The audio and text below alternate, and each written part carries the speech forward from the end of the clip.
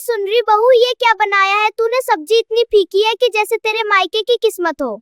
Mummy जी, मैंने तो वही बनाया था जो आपने कहा था। चुप, मैंने सब्जी बनाने को कहा था, पानी वाली खिचड़ी नहीं। खिचड़ी तो आपने कल भी बनवाई थी। ओए, तू ताना मार रही है मुझ पे, तेरे रोज रोज पंख निकल रहे हैं बहू। मैं पूरा काम करती हूँ, आपको कुछ भी पसंद नहीं आता। हमेशा कुछ ना कुछ कमी निकालती रहती हो। पसंद तू करती क्या है जो पसंद आए? मैं ही तेरी सेवक हूँ क्या? बहू है तो बहू बनकर मेरी माँ बनने की कोशिश मत कर, समझी? मुझे भी काम करने दीजिए, आप बीच में टोक देती हैं और मुझे अच्छा नहीं लगता है। हाय भगवान, अब मैं टोकती हूँ, मेरी ही वो इल्जाम लगा है। अब मैं क्या करूँ, किसको बोलने जाऊँ? हाय राम, आप हर बात में गलत मतलब क्यों निकाल लेती है? मैं तो बस बोल रही हूँ और आप गलत समझ रही हो माँ जी। गलत मैं समझती हूँ। कल मेरी तिजोरी किसने खोली थी, तू की तेरी माँ ने? मेरे मायके को बीच में मत लाया कीजिए। तेरे मायके को क्यों ना लाऊं? वहीं से तेरी सारी हरकतें आती है। तेरे मायके वालों ने तुझे बिगाड़ रखा है। मम्मी जी, आप जो कहो मैं कर दूंगी, बस अब ताना मारना बंद करो। अच्छा, पहले अदरक वाली चाय बना दे, इस घर में रानी सिर्फ मैं हूँ। मम्मी जी, हर महीने बिजली का बिल बढ़ रहा है, मैं अकेली थोड़ी इसका इस्तेमाल करती हूँ। आप भी तो टीवी पूरे दिन चलाती हैं। ओए बहू, तुम मुझ पे इल्जाम मत लगाओ। बिजली तुम ज्यादा उड़ाती हो। तुम्हारे फोन और पंखे ही आधी बिजली खा जाते हैं। मुझे मत बताइए मम्मी जी, फैन आप पूरी रात चालू छोड़ देती है और सुबह मुझे बोलती है कि मैं बिजली खर्च करती हूँ। रात में एसी तुम चलाती हो बहू, मैं नहीं। तुमको ठंडा कमरा चाहिए और बिल भरने की बारी आए तो नाटक करती हो। मैं बालकनी में हवा ले लेती हूँ मम्मी जी, मैं बिजली बचाती हूँ। आप ही सारी लाइटें जला के छोड़ देती हैं। मीटर देख बहू, नंबर ऐसे ही भाग रहे हैं जैसे तुम मुफ्त में बिजली बांट रही हो। मेरा दिमाग खराब हो गया इस बिल को देखकर। कल रात स्टोर रूम की लाइट आपने बंद नहीं की थी, पूरी रात जलती रही और सुबह मुझ पर आरोप लगा दिया। ये ठीक नहीं है। सुबह तू किचन की 3-3 लाइटें जला देती है बहू, और फिर मुझसे पूछती है बिल क्यों बढ़ रहा है। थोड़ा दिमाग लगाना सीख। ओए बहू, मैं क्यों तोड़ने लगी तेरी चीजें? तू ही अपनी लापरवाही छुपाने के लिए मुझ पर झूठा इल्जाम लगा रही है। मैंने मोबाइल सोफे पर रखा था और जब लौटी तो वो जमीन पर टूटा पड़ा था। मुझे साफ लग रहा है कि किसी ने जानबूझकर गिराया है। मेरे पास इतना टाइम नहीं है कि तेरे फोन गिराती फिरूं।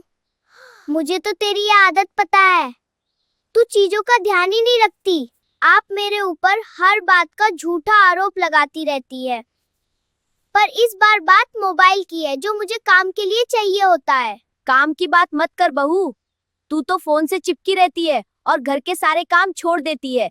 ये फोन टूटा है तो मेरे लिए तो अच्छा ही। अगर किसी ने मेरा फोन गिराया है तो मैं चुप नहीं बैठूंगी, चाहे वो कोई भी हो।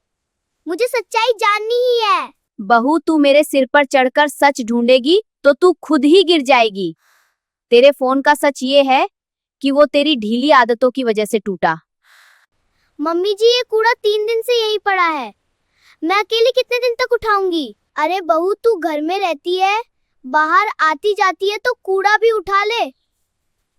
दुनिया तेरी नौकर नहीं है, हर बार मैं ही क्यों करूं मम्मी जी? आप भी तो पूरा दिन बैठकर बस हुक्म चलाती रहती है। ओए बहू, जुबान बहुत चलने लगी है तेरी। काम करने की जिम्मेदारी तेरी है, मेरी नहीं। अगर जिम्मेदारी मेरी है तो ये बाल्टी आप छू क्यों नहीं सकती? आपको सिर्फ बोलना आता है, करना नहीं। मैंने अपनी जिंदगी में इतना कूड़ा उठाया है जितना तूने आज तक देखा भी नहीं। तुझे आदत ही नहीं है मेहनत की। आप बस अपनी पुरानी कहानियां सुनाती रहेंगी, लेकिन काम कभी नहीं करेंगी, बस मुझे ही दुत्कारेंगी। बहू जो मुंह चला रही है ना, इसे मैं भी बंद कर सकती हूँ, लेकिन अभी कूड़ा उठा और बाहर फेंकता, वरना आज पूरा घर सिर पे उठा दूंगी। बहू, फ्रिज में जो 4 आम रखे थे ना, वो गायब हैं।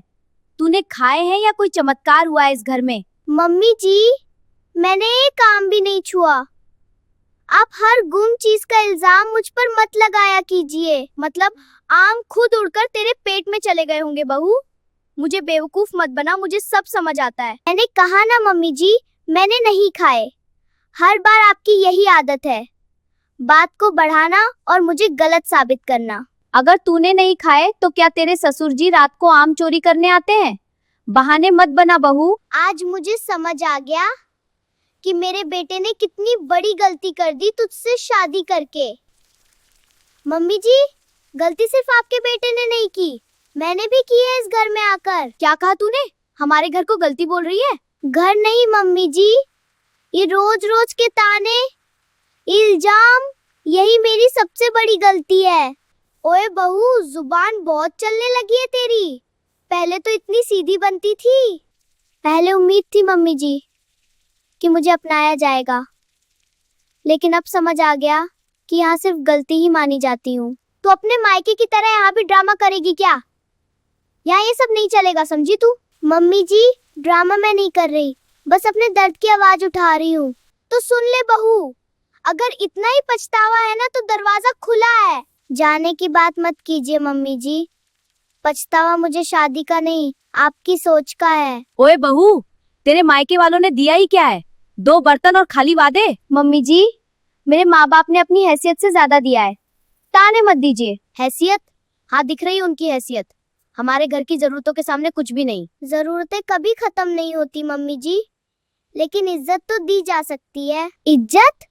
पहले दहेज पूरा लाती, फिर इज्जत की बात करती। शादी सौदा नहीं होती मम्मी जी, जो चीजों से तोली जाए। बड़ी आई ज्ञान देने वाली। तेरे मायके ने कार पैसे कुछ नहीं दिया, बस बोझ डाल दिया हमारे सर पर। बोझ मैं नहीं हूँ मम्मी जी, ये सोच बोझ है जो हर बात में दहेज ढूंढती है। बहू, जुबान संभाल, वरना तेरे मायके वालों को बुलाकर सब सच बता दूंगी। बुला लीजिए, मैं भी सबके सामने कहूंगी कि दहेज के तानों से घर नहीं चलता, रिश्ते टूटते हैं। आज तूने हद पार कर दी बहू। हद तो तब पार हुई थी मम्मी जी, आपने मुझे बहू नहीं दहेज समझ लिया था।